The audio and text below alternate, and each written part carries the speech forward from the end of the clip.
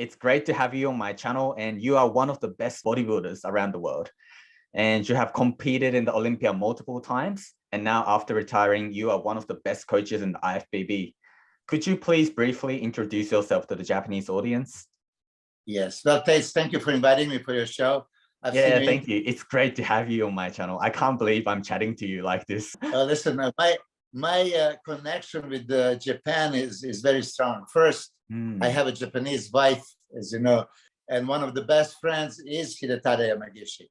But as you said, for me to introduce myself, because maybe some Japanese people don't know about me, I competed in 1990s in IBB, and from 1991 when I qualified to be IBB Pro, I qualified for Olympia consecutive 10 years.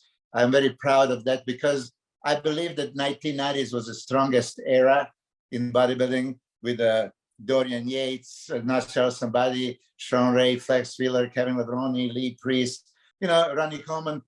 So for me to qualify for Olympia back in the day, it was a very hard task. And I'm very proud of that.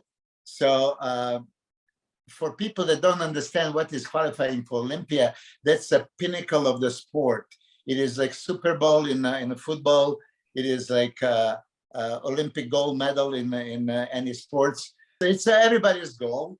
And on that note, I'm going to say right away, when I met Hidetada Yamagishi in 2006, when he came in to my gym and hired me as a coach, he actually didn't believe that he can ever qualify for Olympia. But listen, with his work ethics, with his discipline, with just that pure drive, I was 1,000,000% sure he's going to qualify for Mr. Olympia. And I actually wrote it in one of the bodybuilding bulletin boards at the time, getbig.com. There was no social media. There was just bulletin boards. It's a lot different from nowadays, isn't it? Yes, much different. But maybe people can correlate. Now everything is on social media. You can read, and then a lot of people respond. Back in the day, getbig.com was the biggest bodybuilding forum. And I posted some pictures of Hide being proud of being his coach. And already in the first contest that we competed, he placed 11th, which maybe people would say, oh, 11th is the best placing. But at that competition, many great guys didn't even make a top 15. So for him, that was accomplishment. But immediately, I wrote it that, Hide is going to qualify for Mr. Olympia. And a lot of people didn't believe that. And that day, Hidetada Yamagishi came and said, Milosh, why did you write that? I said, what do you mean? I said, I can never qualify for the Olympia. I said, you don't believe you can qualify? I believe you can qualify. And I told him at the time, he had a big sponsor. I said, ask your sponsor if he's going to give me a big bonus, like $50,000 if he qualifies. Right. And they agreed. And long story short, I got $50,000 bonus because he qualified next year for Mr. Olympia. And as you know, he competed 10 times at the Mr. Olympia since then. Most successful Japanese and not just Japanese, but Asian bodybuilder of all time. Yes, that's right, 100%. So what made you think that Hide could actually achieve that? Like going to the Olympia sounds like a really big thing. And what did you see in him? Like his passion for bodybuilding or like his work ethics? Let me put it this way. First day he came to the gym, there was a Chris Dim. Chris Dim is known at that time as an Asian sensation. He was Cambodian bodybuilder and he already qualified for Mr. Olympia. He was my athlete. And I was going to train Chris Dim. And Hide came and said, okay, Hide, change your clothes. Let's train. First day, he didn't expect what he's going to do. And I put him through hell, crazy workout. He would never quit. He finished everything. And I've seen, oh my God, this guy has something special. When I started training him, and I would say this publicly many times, nobody trained as hard as he did. Nobody ever. So for you to understand, 6 days a week, 2 times a day, crazy workouts. And every workout, I was very happy. We accomplished.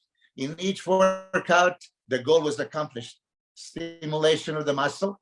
And then I do believe that he told you this in an interview, another hardest part for him was my diet. I gave him so much food to eat. Yes, that's what he told me. Like you doubled everything, right? Like carbs, protein, fat, like you doubled everything.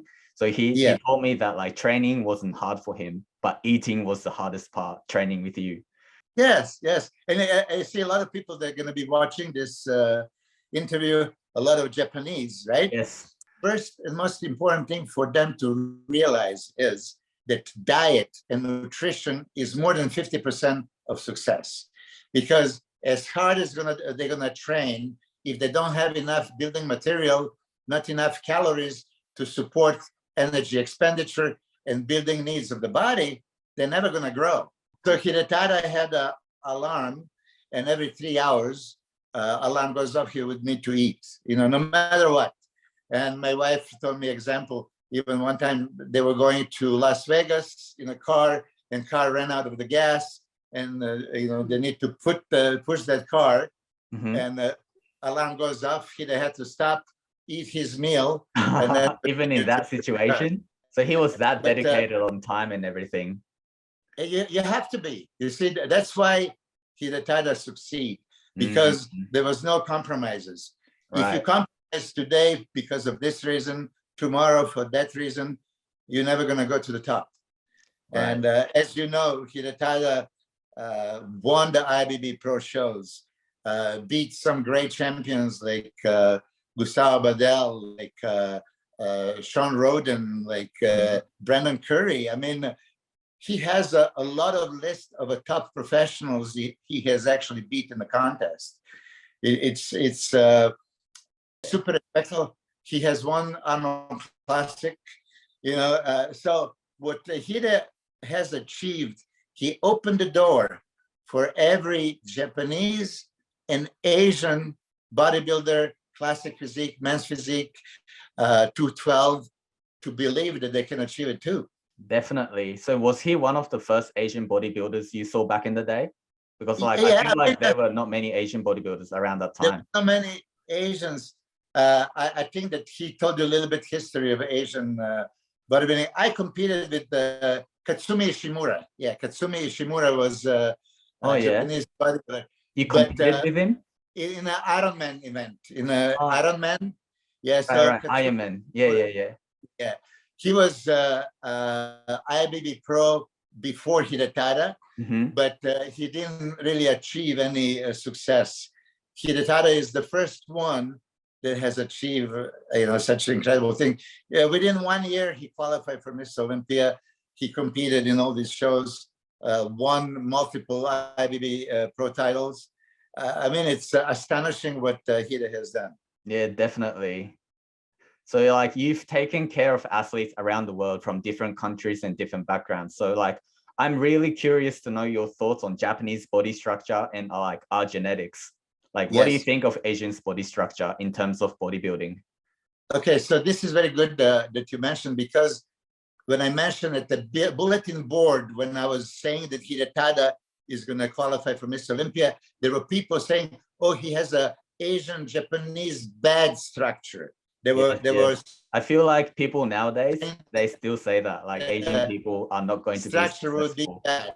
There's a lot of Asian people that are successful. What you have going for you, it's a great metabolism, okay? So another structurally, all the Japanese people and many Asian have a very flat stomach, abdominals, okay?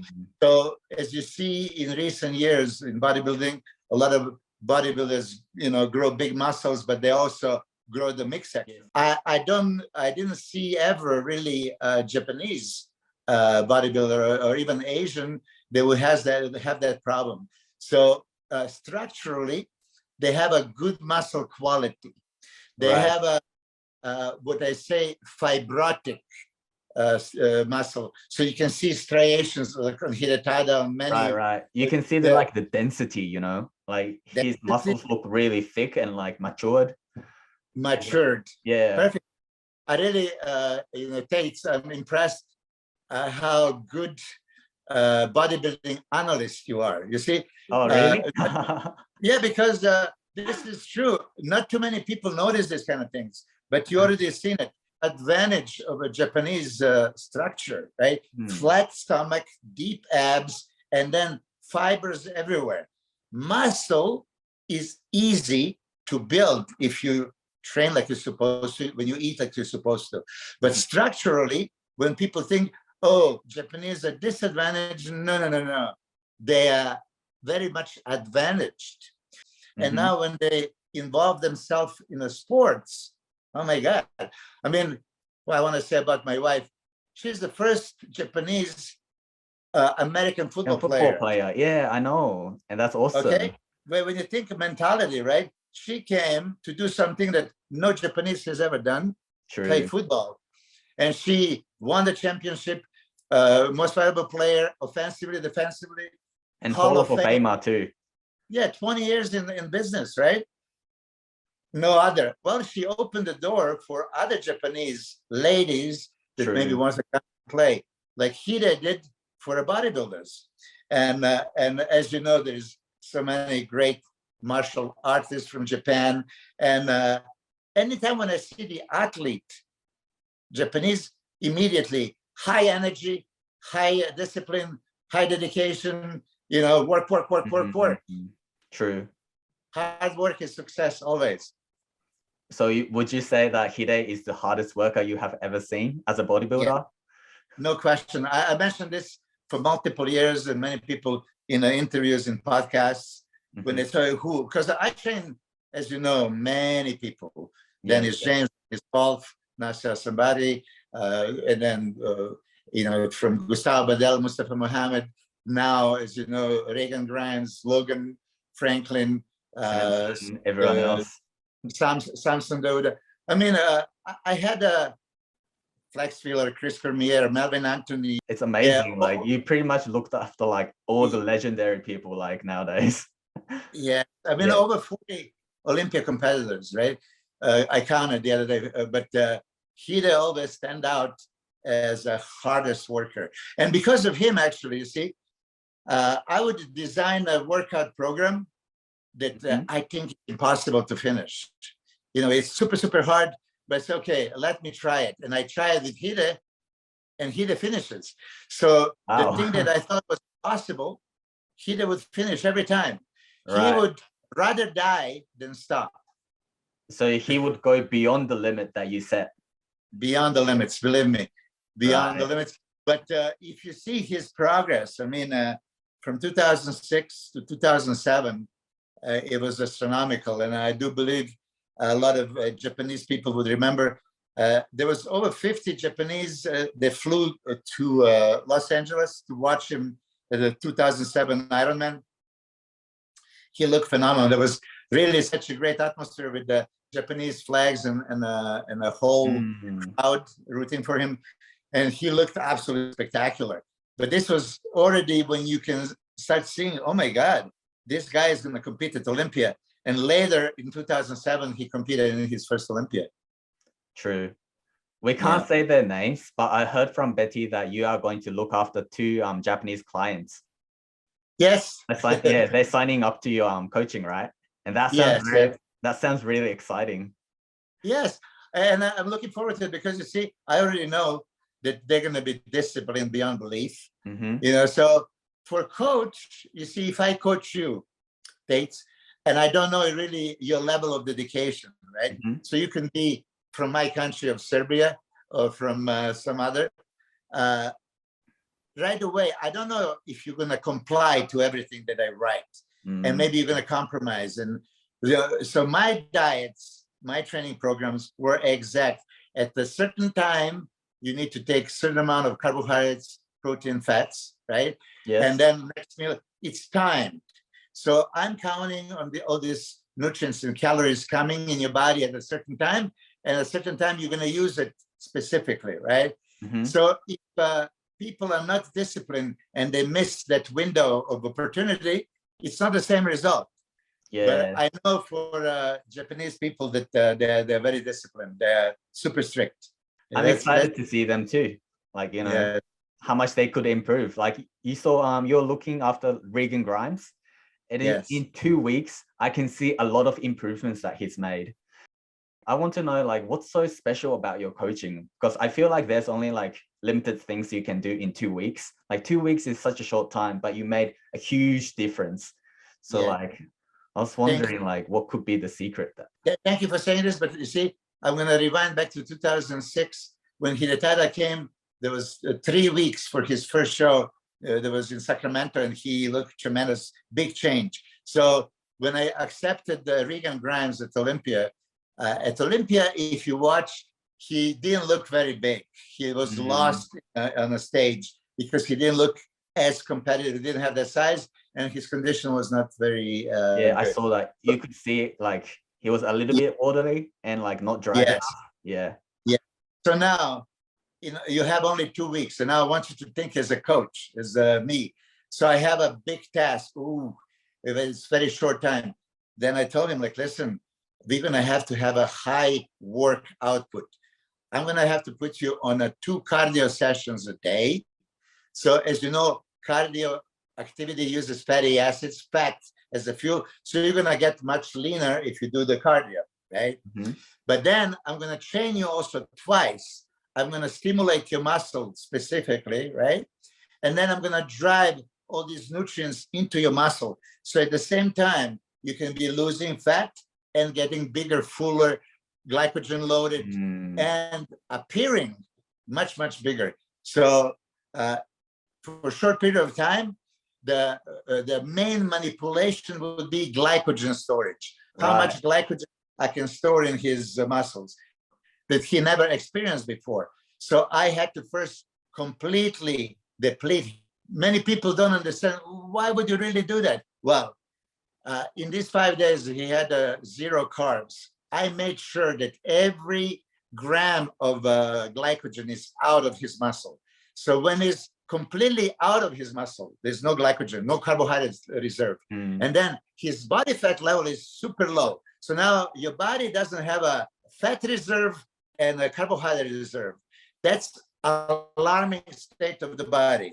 Now your body can read, oh, I need to store some reserve energy. I need to store. So I only gave him carbohydrates to be stored, which carbohydrate gonna go right back to the same muscle. But this time, body is not gonna just hold normal amount. It's gonna super compensate. Right. It's gonna put more. But this only happens, you see, if you completely deplete and then super compensate. If you partially deplete, you don't have that ability. Your body will just go back to normal. Yeah, true. I see that too, like, you know, on some bodybuilders, like I can see they try to carb up, but like they don't look as crispy and full. They just look a little bit bloated, and their like stomach just like, they look big, but their muscles, you can see like all the glycogen is not fully stored. Yes, I see. I'm super impressed. You understand physiology and how that works. So this is for you to understand. This is exactly what I had to do with Regan, but unfortunately, we only had like 2 weeks, right? You see, I would assume that you and many Japanese people would like Regan Grimes because he's aesthetic. Okay, yes, that's right. So he has a beautiful shape. And I think that the Japanese people like shape and aesthetics. Yeah, that's what I feel right now, like too. Like I know that you love aesthetics, guys, and beautiful shapes, but I feel like currently there's a trend in open bodybuilding where size matters over shape. Yes. So like, what do you think about that? Because like, I feel like in the near future, like the bodybuilding trend is going to shift from size over shape to shape over size, like back in the 1980s. Yes. Yeah, I agree with you. See, for me, I mentioned this 1993 when Dorian Yates won over Sean Ray and Flex Wheeler. That was a bad thing because they switched into, okay, now we're looking for a size. And if Mr. Olympia is a big muscular monster, right, they're going to look for more of those. So everybody was trying to catch up with the size, and shape was not really awarded. Then with Phil Heath, after Ronnie Coleman and Jay Cutler being big Mr. Olympias. When Phil Heath started winning, I was hoping more aesthetics is going to be looked at and then Brendan Curry won, which was very aesthetic. And then when Big Ramy came, you see, you can't ignore so much width, so much size, V-taper, X-frame, crazy muscles. I know how the judges are thinking, so size matters, like you said. But with the people exactly like Regan Grimes, when you have perfect structure, perfect shape, aesthetics, and then you are presenting this perfectly and your condition is out of this world, I think that judges and audience can start shifting into beauty over the beast, right? Yeah, true. Because it's really a beauty contest or a freak show. And I would like to see more of the beauty side. Yes, but you see, second place is very aesthetic. Brendan Curry. And then third place was Hadi Choopan, who is super muscular, crazy conditioning, kind of muscular freak. He is a big guy, right? Yeah, he has both of that. This is why, for me, it's a big hope. Not just that I'm coach of Regan Grimes, and I want him to succeed as my athlete. I want him to be example for all the people in the world, that people are going to fall in love with bodybuilding again because, oh, that looks beautiful. So I listened to your podcast with Ron Harris, and I heard you say that your goal for Regan Grimes is to make him Mr. Olympia champion in 3 years. Is that going to happen? Yes, I absolutely believe it can happen. You see, a lot of people, unachievers and jealous, negative people. When I was coming to America, I came from a small country, Yugoslavia. And when I said I have a 5-year plan, 5-year plan was to come to America, win Mr. Universe, turn IBB professional, qualify for Mr. Olympia, and make a living off of bodybuilding. That was my precise goal. And I accomplished everything in 4. When I look at Regan Grimes, he has a beautiful structure, beautiful shape, muscle insertions, quality, fibers on his lower lats, mid and upper traps, shoulders, chest, striated glutes, hamstring. So he has shape, he has the quality. We need to just expand it a little bit. Yeah. If we train, every single day religiously, for next 3 years, improvements should get him that good that he can contest any bodybuilder on this earth and possibly beat him. True, definitely. Possible in 2 years, but I gave a 3-year plan. Right. I could see a lot of potential that he could actually be the Mr. Olympia one day. Yeah, I'm happy that you do. Because a lot of people gonna laugh about it. They're not gonna be supporting. They're gonna be naysayers, non-believers. But you see, the thing, when I also talk to Hidetada, or when I talk to you, States, or anybody that is listening to this in Japan, I am not physically superior to you. I just did everything that I need to do to be top bodybuilder to go to Mr. Olympia. When I told this to Hide, you're not inferior. You're just like me, flesh and blood, okay? You do the work, you're going to get to the Olympia. And what? Hide get to the Olympia 10 times. Anybody that is listening from Japan. True. No one could imagine that, eh? And then you Yeah. But they can understand that they are not inferior. If they put the work, they're going to accomplish the goal. Guarantee. Anybody that is listening. And I had a couple of Japanese guys that came to my training camp with Hidetada in 2018. And now they are IBB pros. So they applied the knowledge and experience and the hard work, and now they're on the pro stage. True. Once you're on the pro stage, if you're good enough, you can maybe qualify for Mr. Olympia. And then when you qualify for Mr. Olympia, your goal raises, you raise the bar. Now you want to be top 10, and then you want to be top 6, and you should go for a victory. This is, everybody can do it if they honestly put the work behind it.